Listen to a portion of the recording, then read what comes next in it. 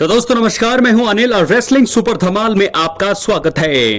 तो दोस्तों स्मैकडाउन के हालिया एपिसोड में जेकब फाटू ने एक प्रोमो कट किया था। इसके दौरान उन्होंने कहा था कि उन्हें फर्क नहीं पड़ता कि फैंस किस तरह से रिएक्ट करते हैं। उन्होंने इसी के दौरान कहा है कि वो तो अभी बस शुरुआत कर रहे हैं। इसको आधार मानते हुए आइए जानते हैं वो 3 बड़े कदम जो WWE में खूंखार रेसलर जेकब फाटू आगे जाकर उठा सकते हैं। दोस्तों इसलिए वीडियो के अंत तक बने रहें और अगर आप चैनल पर नए हैं सब्सक्राइब करने के बाद ऑल पर क्लिक करें। वीडियो के आखिर में मैं आपको वो 30 मेंस रॉयल रंबल बताने वाला हूं जो एक रिपोर्ट में बताया जा रहा है। क्या वही लाइनअप होगा? इसलिए वीडियो के अंत तक बने रहें। बात करेंगे पहले कदम का। स्मैकडाउन प्रोमो के बाद जेकब फाटू अपने हमलों को बढ़ा सकते हैं। दोस्तों आपको बता दें जेकब फाटू के हमलों की शुरुआत WWE में 21 जून 2024 को हुए स्मैकडाउन एपिसोड के दौरान हुई। रैंडी ऑर्टन, केविन ओवेंस और कोडी रोड्स पर उन्होंने हमला किया। उन्होंने इसके बाद से हर उस रेसलर पर हमला किया है जिसने भी उनके और द ब्लड लाइन ग्रुप से टकराने की कोशिश की है। इसमें रोमन रेंस भी शामिल हैं। ये सिचुएशन कुछ इस हद तक जा पहुंची है। असली ट्राइबल चीफ तो द समोन वेयरवुल्फ यानी कि रोमन रेंस भी जेकब फाटू के सामने टिक नहीं पाए हैं। ऐसे में उनके हालिया प्रोमो के बाद यह माना जा सकता है कि वो साथी रेसलर्स पर अपने हमले बढ़ा सकते हैं। इसके जरिए वो खुद की ताकत और दहशत को और भी ज्यादा बड़ा चढ़ाकर दिखा पाएंगे। दूसरा कदम वो उठा सकते हैं, रोमन रेंस को जल्दी ही चैलेंज करने वाले हैं जेकब फाटू। दोस्तों आपको बता दें रोमन रेंस ने रॉ नेटफ्लिक्स डेब्यू एपिसोड में सोलो सिकोआ को ट्राइबल कॉम्बैट मुकाबले में हराया था। उसके बाद सोलो सिकोआ पहली बार टीवी पर स्मैकडाउन के हालिया एपिसोड में नजर आए थे। उन्हें फैंस ने बोलने नहीं दिया और ये बात जेकब फाटू को परेशान कर सकती है।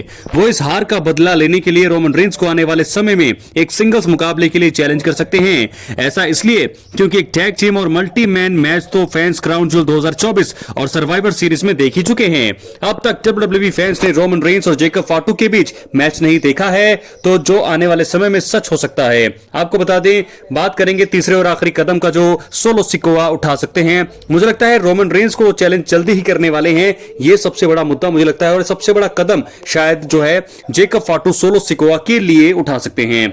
WWE में सिंगल्स टाइटल के लिए प्रयास कर सकते हैं जेकब फाटू। दोस्तों आपको बता दें जेकब फाटू WWE में जब से आए हैं वो तब से ही द ब्लड लाइन ग्रुप का हिस्सा हैं। इसके दौरान वो WWE टैग टीम चैंपियन भी बन चुके हैं। ऐसा नहीं है कि द समोन वेयरवुल्फ के पास सिंगल चैंपियनशिप जीतने का माता ही नहीं है। आपको बता दें जो जेकब फाटू है वो इस समय MLW हेवीवेट चैंपियन पहले रह चुके हैं और अपने काम से सबको हैरान कर चुके हैं। ऐसे में यह संभव है कि वो अब आने वाले समय में एक सिंगल्स चैंपियनशिप जीतने का प्रयास करें। ये एक बहुत ही अच्छा कदम होगा जिसके चलते वो खुद के लिए एक अलग पहचान बना पाएंगे।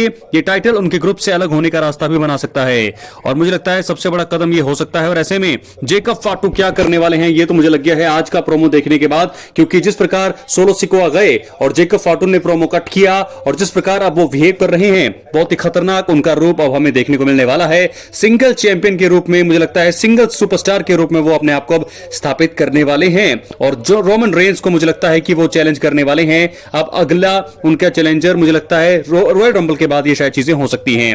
बात करेंगे अगली स्टोरी की जो जुड़ी है सोलो सिकोआ से, क्योंकि जेकब फाटू को तो चीज परेशान करी है, लेकिन 3 कारण मैं आपको बताने वाला हूं कि क्यों सोलो सिकोआ WWE स्मैकडाउन में द ब्लड लाइन को बीच रिंग में छोड़कर चले गए। दोस्तों आपको बता दें स्मैकडाउन में सोलो सिकोआ नजर आए, उन्होंने बिना कुछ बोले ही रिंग और टीवी से दूरी बना ली। अब उनके द्वारा ऐसा कदम उठाए जाने पर सवाल उठना लाजमी है।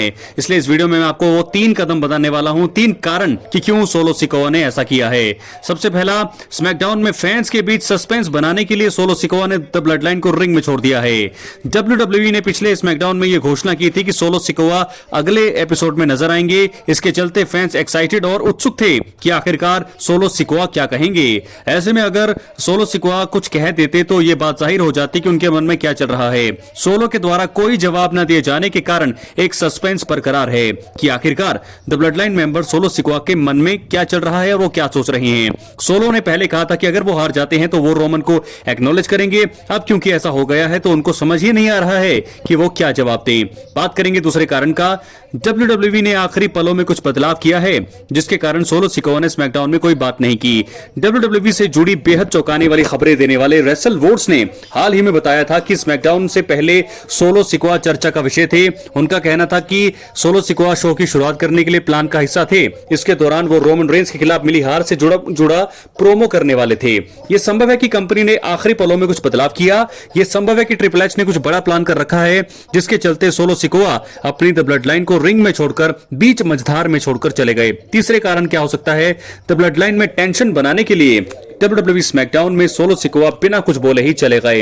आपको बता दें, सोलो सिकोआ जब WWE स्मैकडाउन में बिना कुछ बोले ही रिंग से चले गए तो जेकब फाटू हैरान थे। उन्होंने बाद में अपने प्रोमो में इसका ठीकरा फैंस पर फोड़ा। उनका कहना था कि फैंस के बू के चलते सोलो सिकोआ ने अपना फैसला बदल दिया।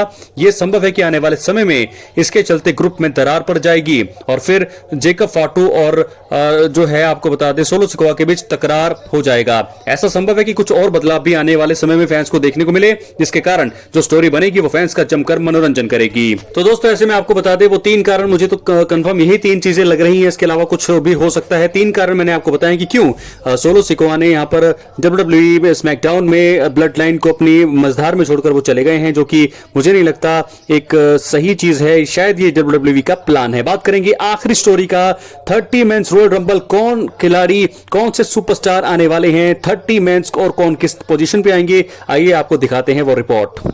तो दोस्तों ये है आपके सामने वो स्क्रीन, जो अगर आपको दिख रही होगी तो नंबर 1 पर यहां पर आ रहे हैं रैंडी ओर्टन। बहुत ही चीजें हैं। 30 मेंस रॉयल रंबल है। नंबर 1 पे आएंगे रैंडी ओर्टन, नंबर 2 पर आएंगे केविन ओवेंस, नंबर 3 पर सैमी ज़ेन, नंबर 4 पर Andrade, number 5 AJ Styles, number 6 Dirty Dominik Mysterio, number 7 Rey Mysterio, number 8 पर आ रहे हैं यहाँ पर ट्रिक विलियम्स, नंबर 9 पर लुडविग काइजर, 10 पर जेकब फाटू आएंगे दोस्तों, और 11 नंबर पर ब्रॉन स्ट्रोमैन, 12 पे मिज, 13 पे कॉफी किंगस्टन, 14 पे आएंगे कैरियन क्रॉस, 15 पे आएंगे जॉन सीना और उनके सामने लिखा है विनर। तो क्या दोस्तों वो विनर बनने वाले हैं? जी हां, इस रिपोर्ट में तो साफ ये दिख रहा है। उसके बाद आएंगे ब्रॉन ब्रेकर, फिर Chad Gable, Sheamus, Logan Paul, Finn Balor, LA Knight, Shinsuke Nakamura, Carmelo Hayes आएंगे, जे उसो, इसके बाद आएंगे और इसके बाद आएंगे सेंट फैकर, Santos Escobar, Drew McIntyre, Jimmy Uso, Damian Priest, Solo Sikoa, Roman Reigns आएंगे नंबर 30 पे। और ये देखिए 31 भाई, ये कहां से हो गया 31 द रॉक, और यहां पर वो आएंगे होंगे रनर अप, यानी कि रनर अप होने वाले हैं रॉक 31 पर। और इसका मतलब मुझे ऐसा लगता है कि रॉक अगर रनर अप होंगे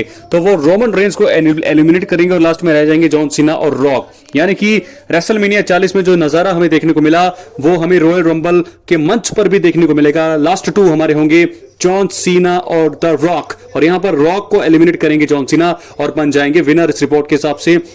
क्योंकि रॉक फाइनल बॉस है, जिसके चलते मुझे लगता है उन्होंने अपने आप को 31 नंबर पर रखा है और एक सरप्राइज एंट्री होगी, क्योंकि सभी ये सोच रहे होंगे कि 30 खत्म हो चुका है, रॉक ने एंट्री नहीं की है, लेकिन यहीं पर एक सरप्राइज एंट्री देकर के रॉक हैरान कर सकते हैं। और रोमन को वो जो है, क्योंकि रोमन और जॉन सीना बचे होंगे लास्ट में, रॉक आएंगे, रोमन को एलिमिनेट करेंगे और जॉन सीना जो है उसके बाद रॉक को एलिमिनेट करके बन जाएंगे विनर। क्या है आपकी राय? मेरे कमेंट बॉक्स में जरूर दें। चैनल पर नए सब्सक्राइब करने के बाद ऑल पर क्लिक करें। बहुत बहुत धन्यवाद।